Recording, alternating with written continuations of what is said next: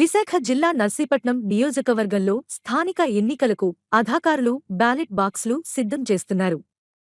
నర్సీపట్నం మండలంలో జరిగే పంచాయతీ ఎన్నికలు ఈసారి ఈవీఎంలు కాకుండా బ్యాలెట్ బాక్స్తో జరగనుండడంతో వాటిని అధికారులు సిద్ధం చేస్తున్నారు.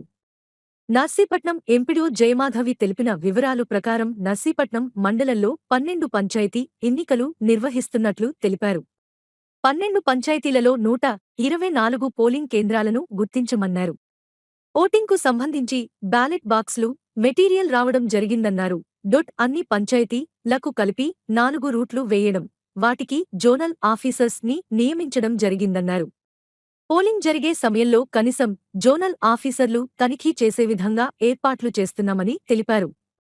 పంచాయతీలు 12 పంచాయతీలకి 124 పోలింగ్ స్టేషన్స్ గుర్తించాము.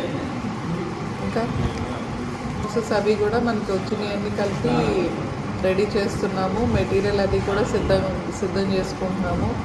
కావాల్సిన అవసరం ఉన్న మెటీరియల్, అలాగే 4 అన్ని పంచాయతీలకి కలిపి 4 రూట్లు కూడా వేయడం జరిగింది. జోనల్ ఆఫీసర్స్ని వేయడం జరిగింది. జోనల్ ఆఫీసర్స్ని కనీసం 3 సార్లు పోలింగ్ స్టేషన్స్ని వెరిఫై చేయమన్నారు.